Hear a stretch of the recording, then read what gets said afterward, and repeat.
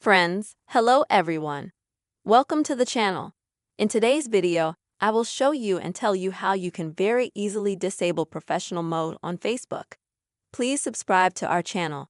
Don't forget to put your likes and also write comments after watching this video.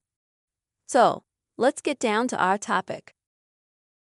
Professional mode is very convenient, but suddenly at some point you want to turn it off. It will be very easy to do it. Open your Facebook app. Then go to your page. You can click on your image at the top under the word Facebook. Next, look for the three dots near the word Change. Maybe these three dots will be at the top, because different phones have slightly different Facebook functionality. So, you click on the three dots, and then you find a section called Disable Professional Mode. You click on that. Then you continue. Then you can see, so to speak, what you're giving up when you turn off professional mode.